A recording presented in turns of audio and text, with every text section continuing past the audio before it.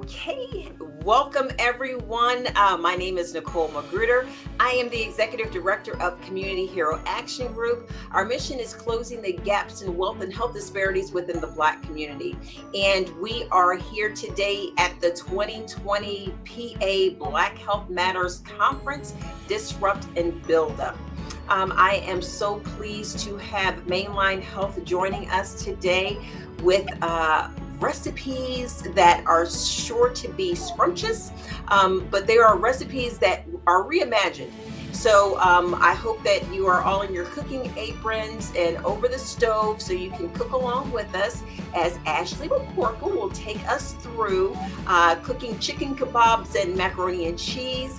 And Amy DeGreenlaw will break it down for us to help us understand exactly the importance of how important it is for us to be, eat more nutritiously.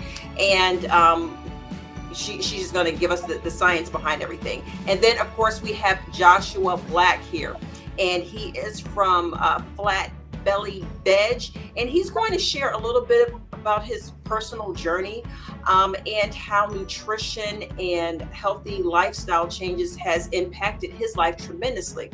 So without further ado, I will now hand it over to Ashley, and she will get us started on today's cooking demo. Hello, everyone. Again, I'm Ashley McCorkel.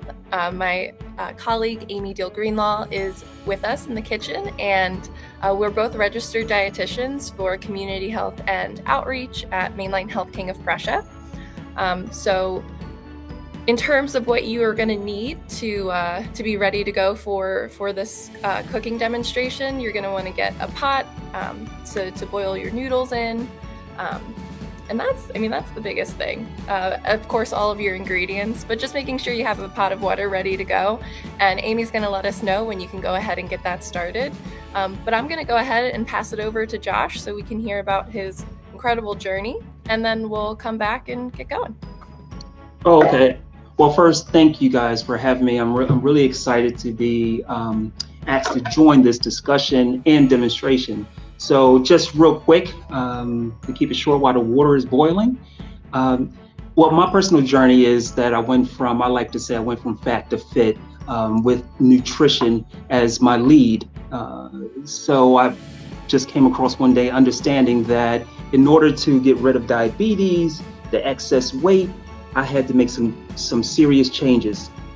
And the interesting thing, it didn't start with just running to the gym, because to be honest with you, I was overweight, out of shape, and couldn't run to a gym.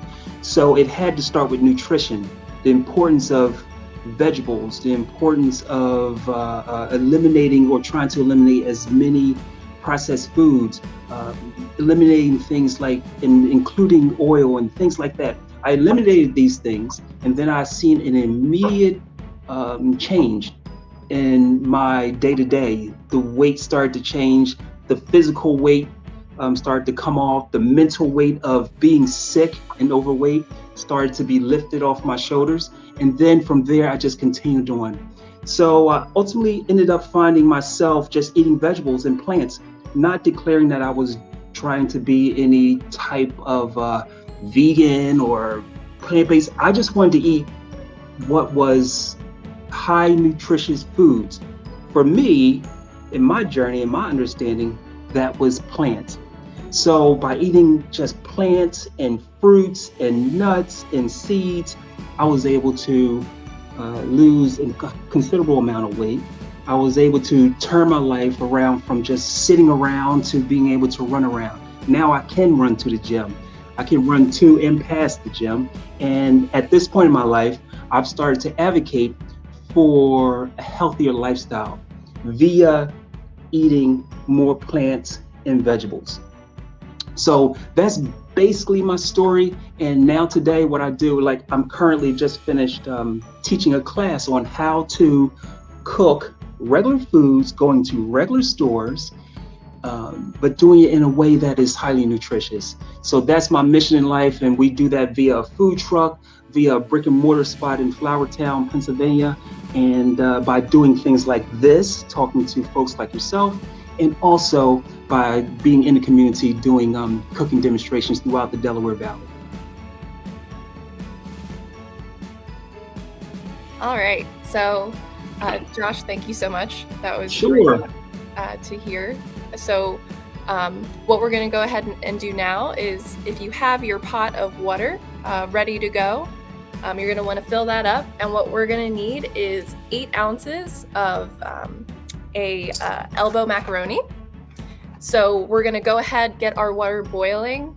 And once that is boiling, feel free to go ahead and add your 8 ounces of the pasta and cook it according to the package. And if you get that done before Amy's done speaking, you can just pause and then we'll get to it. Oh, and if you do get to the point of having to drain the water, so your pasta is ready to go, it's all boiled, be sure to save 2 cups of that pasta water. So I'm going to go ahead and pass it back to Amy, and she's going to share some slides and get us started. Okay. We just wanted to stop our echoing here because we're on 2 different computers. So thank you so much for having us. We are thrilled to be with you in your wonderful event. And thank you, Josh, for sharing your personal journey story. I think that if you're able to hang out and see what we're cooking, I think you're going to really like what we have today, because we really are going to be saying a lot of the things that you actually just talked about really looking for our diet to be a more plant-forward diet. And so we have a bunch of recipes that we're going to be talking about today. The first one, as you may know, is the healthy mac and cheese, which some of you may be cooking along with. We also have 2 other recipes that we're going to be demonstrating. One is called Simple Salmon Cakes. The other one is called Carrot Fries. We're going to demonstrate those. And then we also have a short video for a jerk chicken recipe that we're going to share with you. And all of these are what we call healthy recipes, but these are specifically heart healthy recipes. And we really wanted to focus on heart health.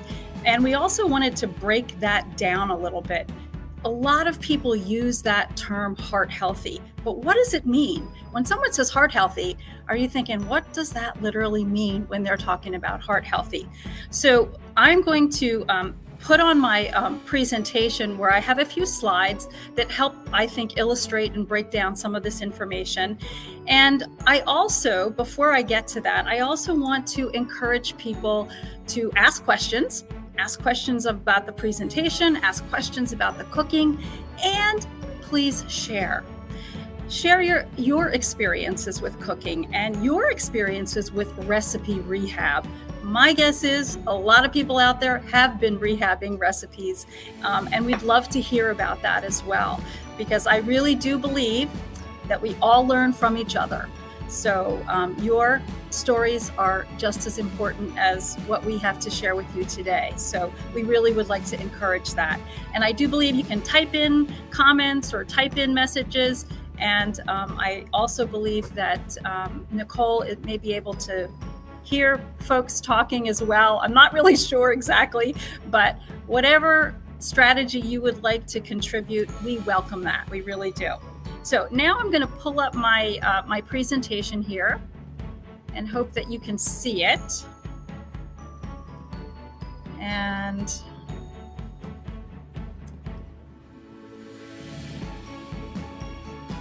so I'm going to need Nicole to share the presentation. And I'll look for a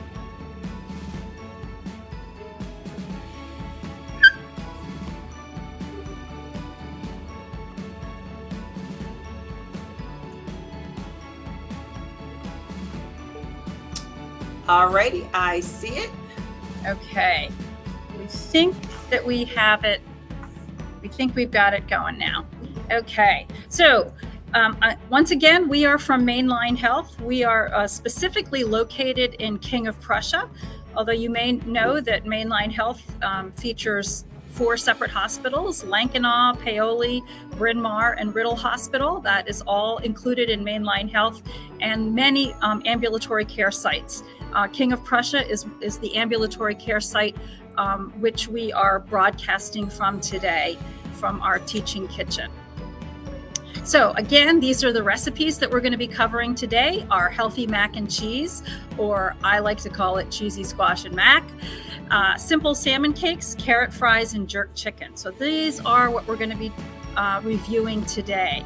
So what makes them heart healthy? So these are the components of ingredients and that we look for in terms of making it heart healthy. Number one, we are looking to reduce sodium. Salt and sodium are often used interchangeably. Sodium is the main component in salt, and we are looking to reduce sodium. Why? Because elevated sodium is directly associated with elevated blood pressure. Now, a lot of people know that, and I would say even most people know that. But the one thing that I want to emphasize is also increasing potassium. So these two components in food, reducing sodium and increasing potassium, are they go together. And potassium is also a mineral. It's found in many foods. It is particularly found in fruits and vegetables. So again, a good reason to be increasing our fruits and vegetables. Another component of heart healthy is increasing healthy fats. Now, we are not necessarily saying increase eating fats, but what we are saying is increasing healthy fats. What we want to do is substitute our less healthy fats, and we want to use those healthy fats. What do we talk about when we say healthy fats, mono and polyunsaturated? When we break it down into real life food, what does that mean? It means vegetable oils, olive oil, canola oil, sunflower, safflower, soybean oils. Those are our healthy fats. The ones that we want to decrease, our less healthy fats, are saturated fats. Where do those come from typically? Animal products. So I know Josh is probably, he's cheering me on right about now. Yes, saturated fats, think animals. Unsaturated fats, think vegetables. So we want to increase our vegetable sources of fats and decrease our animal sources of fats. And that includes red meat, but it also includes the visible fat that you see on poultry, including chicken and turkey. And last but not least, we want to increase fiber. Fiber is so important in our diet. It's important for heart health. It's also important for digestive health. And guess where we find most of our fiber? Plants. And so fruits and vegetables, once again, nuts, seeds, beans, all of these are our sources of fiber. And Americans, we don't eat enough fiber, largely because we're not eating enough fruits and vegetables. Okay, I did want to kind of do a tiny little deep dive on sodium and potassium. Again, most Americans way overconsume sodium and they underconsume potassium. So why do we tend to overconsume sodium? Because it is in so many foods, typically in processed foods. And again, foods that are high in potassium are fruits and vegetables are naturally low in sodium. They're like the perfect combination of sodium and potassium, high in potassium and naturally low in sodium. And what happens when we increase potassium in our diet? We lower our blood pressure. So this is part of the reason that we are focused on reducing sodium and increasing potassium. Okay, this is just kind of I don't know if it's a fun picture or not, but it shows us where all of that sodium comes from. And if you notice these two different sandwiches, one shows you the high sodium choices and one shows you the lower sodium choices. And look, and you can really see the difference in terms of the amount of sodium.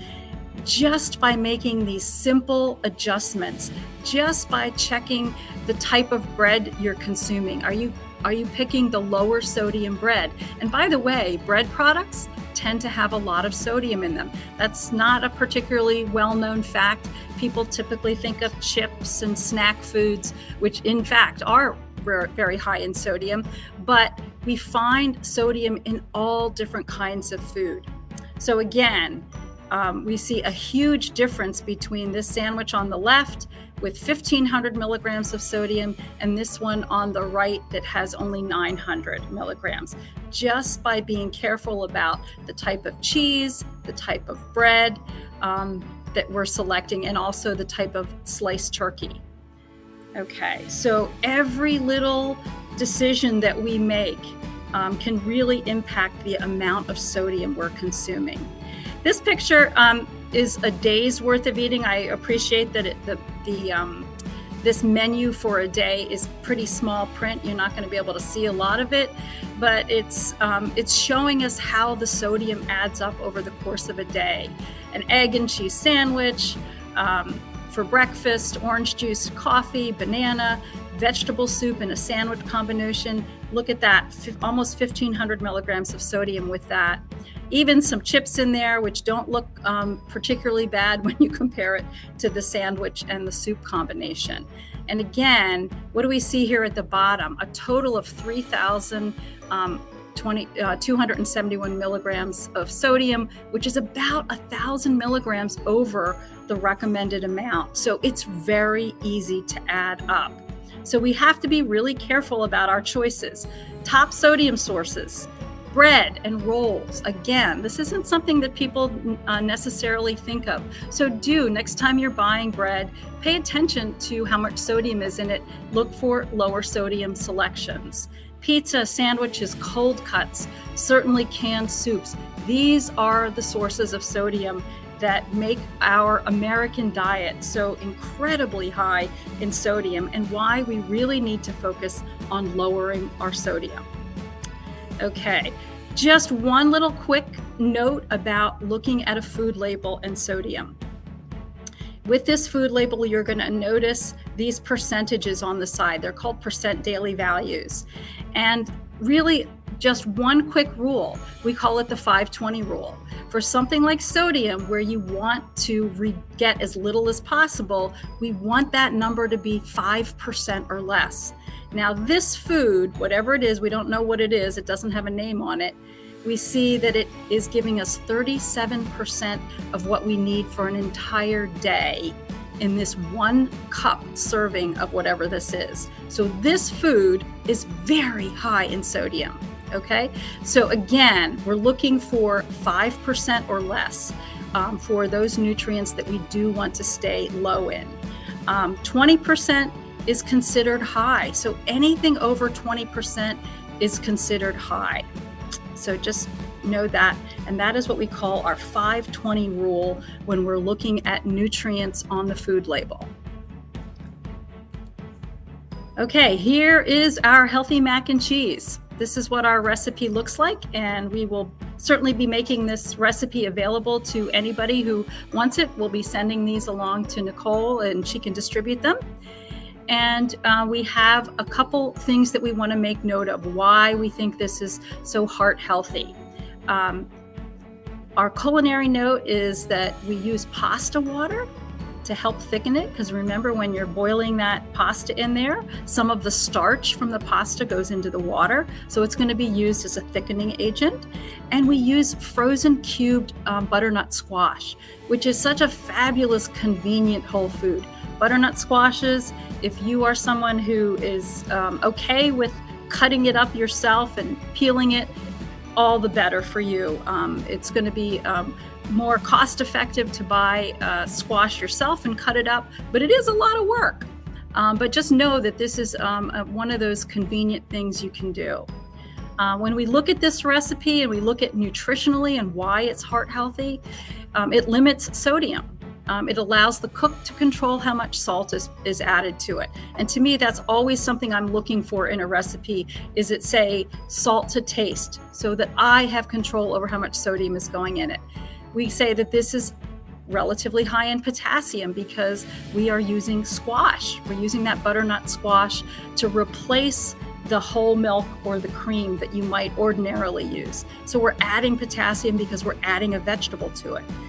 We're increasing fiber because we are using whole wheat noodles. And also we're increasing fiber because we have added a vegetable to it. So anytime you're adding a vegetable, know that you're adding fiber. When you're choosing a whole grain noodle, you are getting a less processed food and you are getting all the nutrition from that whole grain food. This uses a butter spread instead of butter. And a butter spread is a vegetable oil that has been partially hydrogenated so that it is a little bit hard at room temperature, but it is less saturated than butter. So it is a healthier fat. And again, this reduces the saturated fat because the squash replaces milk and cream.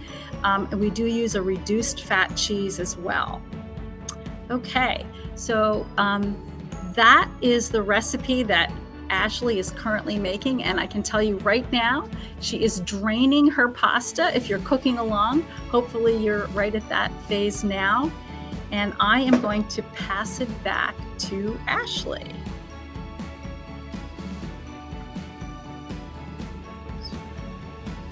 Hello. So, as Amy said, I just went ahead and drained my pasta. So I'm gonna go finish grabbing that. Put it in a bowl here. All right. So I did reserve my 2 cups of pasta water. As Amy said, the starch leaches out into the water, and it's going to be a helpful thickening agent. So our healthy mac and cheese, let's go over some of our ingredients. So as we said, a whole grain pasta is a great choice as you're going to be adding more fiber and adding to your daily intake of whole grains. Our next ingredient is going to be a tablespoon of that butter spread. We used this brand here.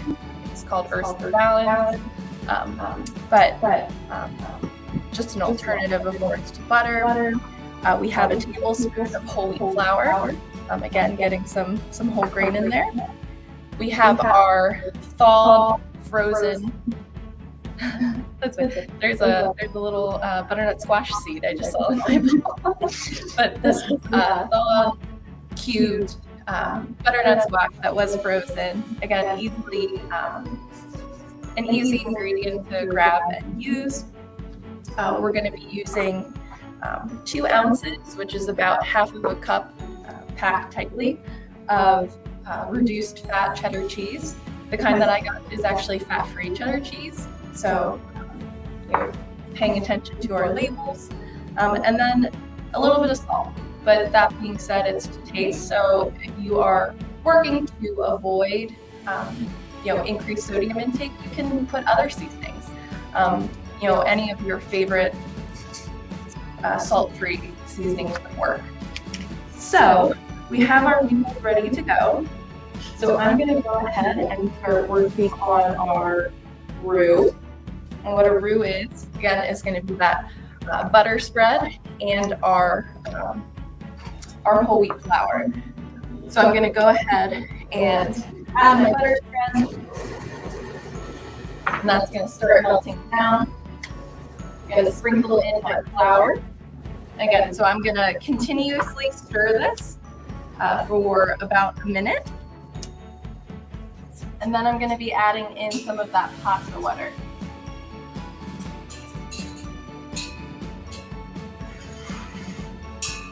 All right.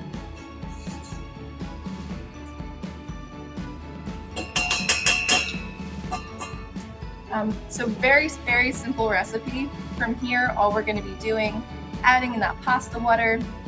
We're going to add our squash and mash it down to give it that creamy consistency. If it does seem to be too thick, we can add more pasta water to it. All right. So I'm going to add about half of what I have, so about a cup of this pasta water.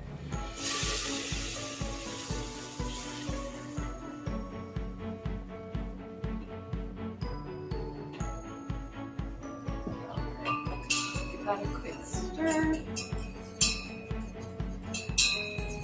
So this is going to, again, help with that thickening. All right. So from here, again, I'm just going to take my thawed cubed squash, add it and then I'm going to start mashing. If you don't have a masher, again, any utensil really can be made a masher.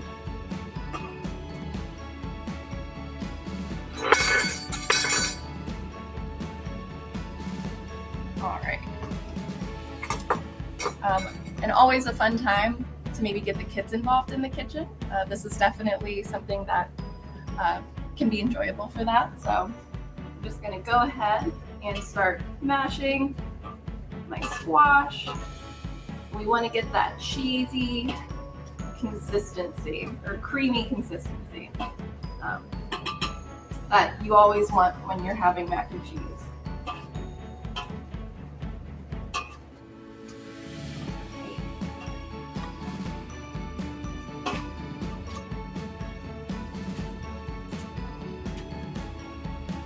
Can even be a little bit of a workout. Again, if there are any questions, feel free to put them through, and Nicole can maybe moderate those. Is it better to do it by hand versus using That's great. So Amy just asked. Oh, that's the question. Oh, that's so cool. Okay, sorry. I think either would be fine. If I will say it again, as I mentioned, it is a nice little workout. So there's nothing wrong with getting that. But in terms of creating this and making this into that puree, either way would be fine.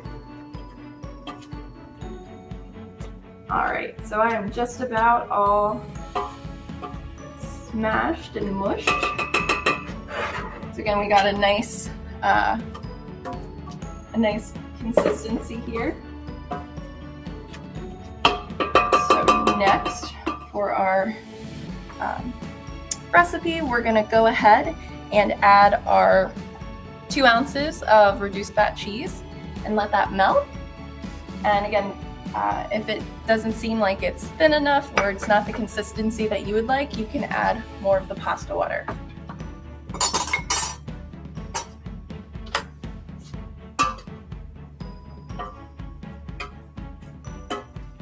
It smells awesome.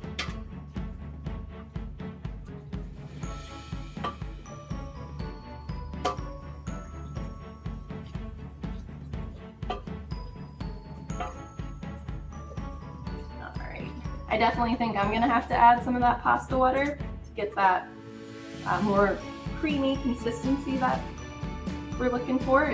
It's looking a little thick right now.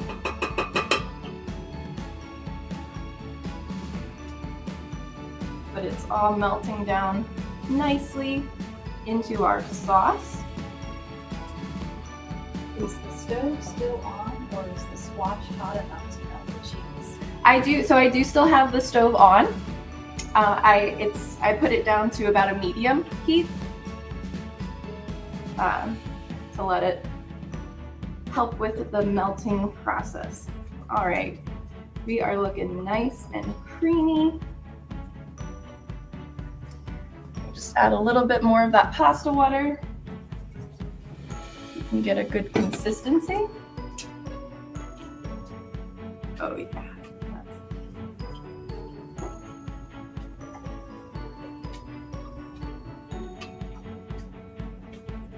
Alrighty, and from there, all we do is as simple as putting our pasta back into our pot, mixing it all together, and you have your cheesy squash and mac.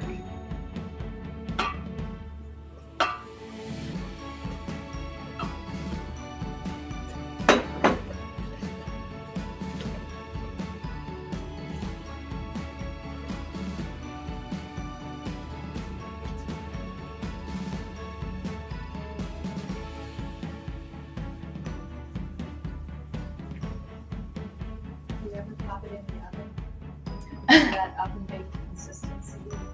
This recipe work for that?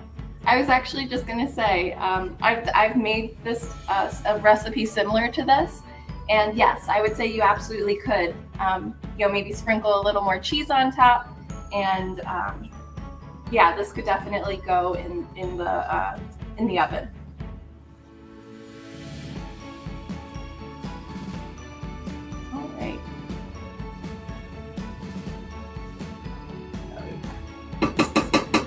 looking perfect. So let me just plate a little bit up. And then I think we're gonna move on to our jerk chicken.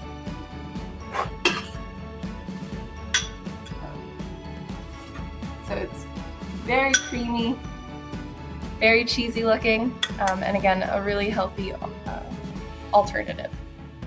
So I'm gonna pass it back to Amy.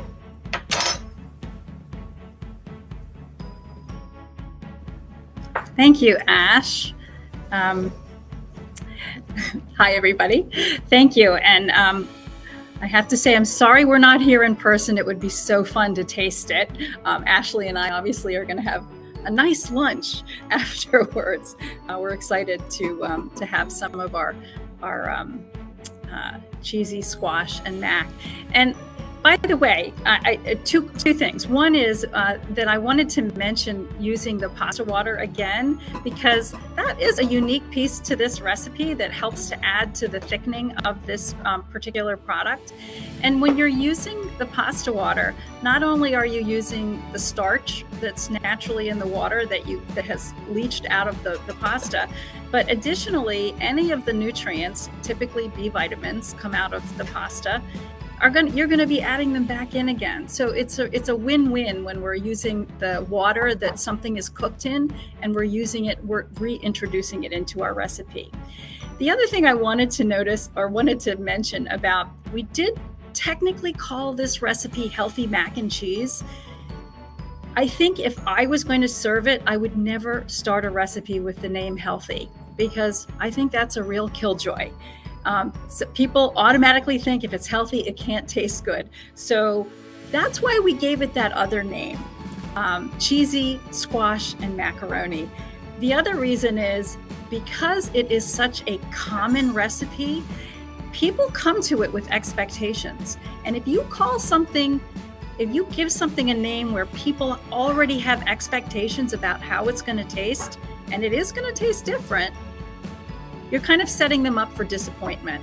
So I always like to say, if you are rehabbing a recipe, and this is a clear example, think about another name for it. Give it another name, typically one that's somewhat descriptive of the ingredients that you're putting in, but then you don't set yourself up for a disappointment when someone says, that's not mac and cheese. You say, well, no, you're right, it's not. It's actually cheesy squash and mac. So anyway, just a little tip in terms of presenting your rehabbed recipes. We want to go now to another recipe. And I have to figure out how to share my screen again. And I did want to quickly show you a slide.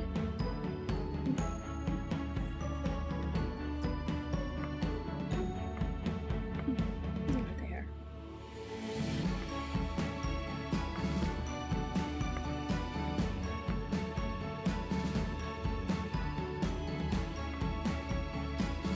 Okay, so we have a video of this jerk chicken recipe, but I wanted to kind of show it to you first and tell you some things that before we look at the 2-minute video of making this jerk chicken, is to talk about some of the culinary aspects to it, as well as the nutrition aspects to it. One is the culinary notes that we wanted to point out is that you're marinating the meat, and anytime you marinate, you are adding flavor and you are allowing that meat to absorb that flavor. So it's always a really excellent strategy for really putting flavor into a meat. You probably already know that. This recipe in particular, you will be amazed at the number of spices and herbs that are used in this recipe. So they use lots of spices and herbs to give it that nice flavor. And then, of course, on top of that, this is a grilled recipe. So that grilling process adds another layer of flavor enhancement. So again, marinating, lots of herbs and spices, and grilling are really some culinary things to really add flavor to this particular food. So again, why do we consider this heart healthy? It is lower in sodium. It does not use any sodium spices, and it does use a low sodium soy sauce. Soy sauce, of course, as most of you know, is loaded with sodium, we are using a small amount of a lower sodium soy sauce for this recipe. Why is it increasing potassium? Because she pairs this with a fruit and a vegetable. Those are red onions that she has paired with the pineapple. Again, it's higher in fiber. You're not getting any fiber from the chicken because it's a meat product. You're not going to get fiber from meat. Where do you get fiber from? Plants and fruits and vegetables. Because this entree is paired with a fruit and vegetable, you are increasing the fiber. It uses olive oil. Again, vegetable oil, it's a healthy oil. And it also reduces the unhealthy fats because all of the visible fat from the chicken is trimmed ahead of time. So just wanted to give you those notes so that you can be kind of thinking about those things as we watch our recipe video. And so now we're going to put up our video and let's watch Jerk Chicken Kebabs.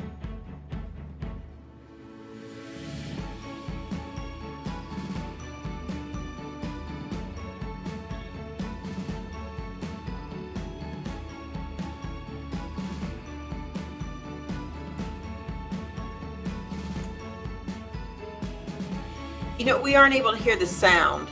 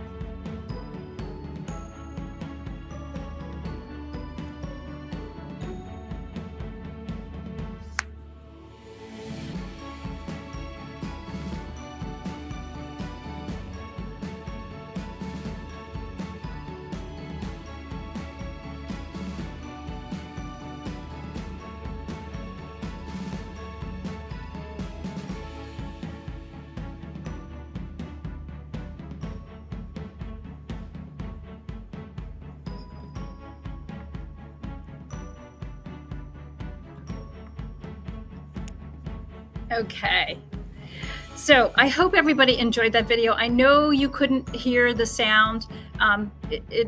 We couldn't hear it either, and I think it's okay because really most of the sound was really just music. So it's really all of the subtitles that were on there were explaining the ingredients and what she put in there.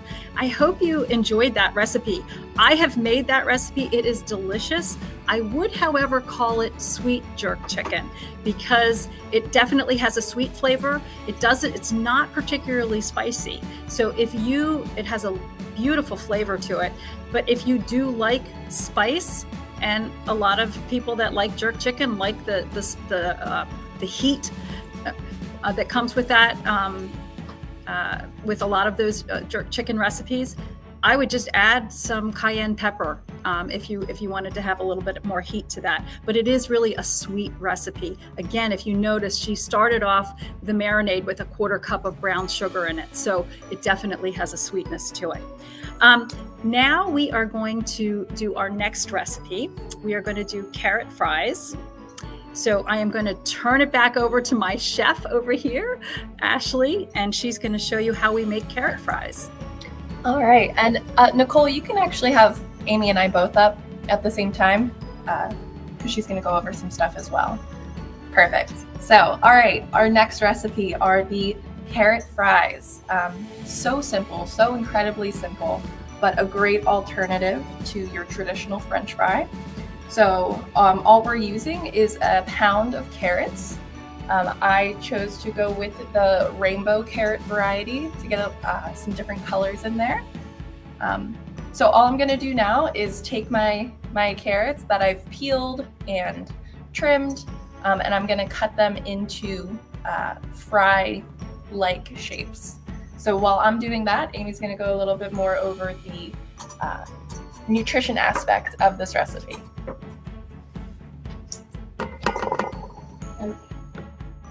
Okay. Yes, we love this recipe because it is so simple. It literally has, 2 ingredients. It's really carrots and some vegetable spray, and then a little bit of salt and pepper, I believe. That's it. So super simple. It can be a side dish for anything. And again, we are looking to increase our vegetables and our fruits into our daily eating routine. And this is just such an easy, fun, delicious side dish. A couple culinary notes. This vegetable we're roasting. So anytime we roast a vegetable, we are just increasing the flavor profile by letting some of the natural sugars in it caramelize. So roasting these versus frying them is really, so someone said roasting versus baking. So the difference is when you're roasting something, it's at a very high heat and it doesn't take as long. Baking is a much slower process. Usually you're baking around 350, 375. When you're roasting something, your temperature is up between 400 and 425. So it's going to get blackened and it's going to caramelize that sugar pretty quickly. So it's a much shorter process when you roast. But again, when you're roasting, it helps to really bring those flavors forward. Again, we love this recipe, simple ingredients, really easy prep. Nutrition notes, it limits sodium because who's in control of how much sodium goes in there? The cook is in control. So you decide how much sodium, how much salt you're going to put on it. Again, it's a vegetable. It happens to be a lower carbohydrate vegetable. So definitely lower than a potato would be. Potatoes are great, love potatoes, but this is a lower carbohydrate substitute for a potato fry. And it's also very high in potassium. It's a vegetable, so you're getting fiber. And again, we're using healthy fats because we're using vegetable spray or we're using vegetable oil. So again, we have turned, this is a heart-healthy recipe. It fits all of that criteria. All right, so coming back to our recipe. So again, I've cut my carrots into small fry-like shapes. And it's as simple as getting your baking sheet. My oven is preheated to 400 degrees. So I'm going to take some cooking spray, lightly spray my pan, and then I'm just going to take my carrots and just spread them all across my tray. All right. Awesome. So this is where we can add our seasonings that we want. So I'm going to add a little bit of pepper. And again, you can really add any seasoning that you'd like.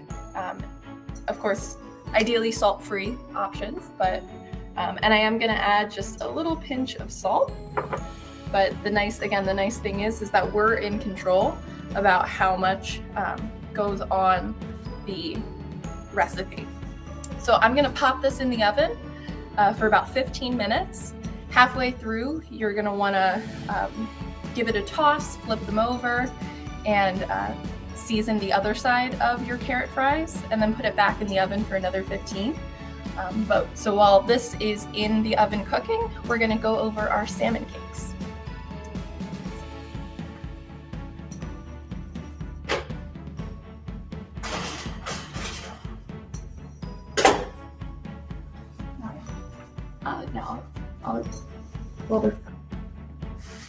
All right. So moving on to our last recipe. So these are our simple salmon cakes. So again, I'm just going to quickly go over our ingredients and get the cooking process started, and then Amy's going to tell us all the wonderful things about this recipe. So for our simple salmon cakes, we are using canned salmon. This is a wonderful pantry staple because it's easy to have on hand. It's a healthy protein to have ready to go at any time, that you don't have to worry about it going bad. So we have some canned salmon, we're going to be adding a fourth a cup of dried breadcrumbs. We have a half a cup of finely chopped red onion, so giving it some color. Along with that, we have 2 tablespoons of fresh dill. If you don't have fresh, you could do a teaspoon of dried dill. So the dried is going to have a more concentrated flavor, so you don't need as much. We have an egg that I'm going to lightly beat right now. A tablespoon of light mayonnaise. 2 teaspoons of horseradish. So this gives it a ton of flavor, which is great. And that's all our ingredients for our salmon cakes. So what you're going to see me doing while Amy's going over the facts is I'm just going to be putting all of these ingredients into my bowl. I'm going to be mixing it together. And then this recipe yields 4 patties. So I'm just going to take my mixture, divide it into 4 quarters, and then get them frying in the pan. So I'm going to put down some cooking spray. And then, yeah, we'll see how it goes. So I'm going to pass it back to Amy for talking. Great, thanks, Ash. So the salmon cakes, and we will be going back to Ashley briefly so you can actually watch her making them. But just to reiterate, some of the culinary notes that we wanted to point out about this recipe is that, as Ashley had pointed out, it's canned salmon. You can have this in your pantry. It's always there. The ingredients are very simple. So it's a convenient food. It's a convenient recipe just to kind of be able to pull out of your back pocket. I don't know what I'm going to eat tonight. Hey, I've got some salmon in there. The other simple ingredients, just add them and make yourself an incredibly delicious and nutritious meal. So what makes salmon cakes? Okay. I will mention that. What makes salmon cakes heart healthy? So a couple of the things specific to this recipe are that it is lower in sodium. Ashley mentioned the fresh or dried herbs. Again, lots of flavor. And by the way, when we're using fresh herbs like dill, basil, parsley, cilantro, you are getting a ton of nutrition with those herbs as well. So, get comfortable with using herbs because they are just loaded with good stuff. Again, more plant food. The other key ingredient here, which I think adds tremendous flavor and really limits the sodium, is horseradish. So with horseradish, it's about 30 to 40 milligrams of sodium per teaspoon, which is a moderate amount of sodium. So again, it is a key ingredient, and it adds tremendous flavor without, having to pull that salt shaker out. And you are getting just a little bit of sodium with it, but you get tremendous flavor with using that horseradish. So we did want to point that particular ingredient out as helping provide flavor, and also it's heart healthy. Heart healthy fats. So salmon is a fatty fish. And the fat that is in salmon is polyunsaturated fat. And specifically, it's very high in what you may have heard as omega-3 fatty acids. Omega-3 fatty acids are a particular type of polyunsaturated fat that is really healthy for your heart. So that's another big plus for salmon cakes, is that it's naturally rich in these polyunsaturated fats. Again, and what are we using to pan fry these in? If you use vegetable spray, perfectly fine to use that. That's going to reduce the amount of fat that you're using in your recipe, which again is going to reduce the calories. I'm not a big fan of vegetable sprays. I typically use just a little dollop, a teaspoon, 2 teaspoons of vegetable oil to pan fry. My husband swears by Pam and vegetable sprays. I'm not a fan, so I use my oil instead of a vegetable spray. But use what you like and what works for you in your kitchen. So those are the components of the salmon cakes that we love. Simple, delicious and really, really heart healthy, nutritious. So I'm going to ask Nicole to put Ashley back on so you can see her as she is finishing up adding all the ingredients. Alrighty, so as I said, I mixed all of my ingredients together in my bowl that we went over. And all I did was, with my spatula, I divided it into 4 quarters. So what I'm going to do, I kind of patted them to make them more round. You could also just use your hands, pick them up and make patties that way. So all I'm going to do now is go ahead and gently scoop these out, put them into the pan. That one didn't go as well. But I'm also going to kind of flatten them in my pan and get them into that patty form. There we go. And then all I'm going to do is, again, fry these on both sides until they turn a nice golden brown. They get a nice little crust on them. Last one. Yeah. All right, so I'm going to let these cook up. But just for the sake of time, we do have some pre-cooked ones, but this is pretty much what you're gonna get. So again, these little, they look like crab cakes almost, but they get a nice, beautiful crust on them, and yeah, that's our simple salmon cakes. And they are delicious because Ashley and I ate 2 already. And they are wonderful. So I just want to wrap up and kind of give a recap about, I think recipe rehab is for everybody. Healthy eating, and I know Josh is going to agree with me, healthy eating is a journey. There is a beginning, but there is no end. We're always on this journey together, and we are on it forever.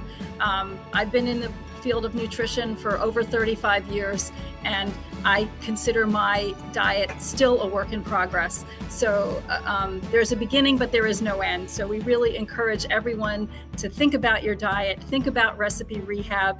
Everybody should be thinking about all of these things to keep our food as healthy as it can be. I agree.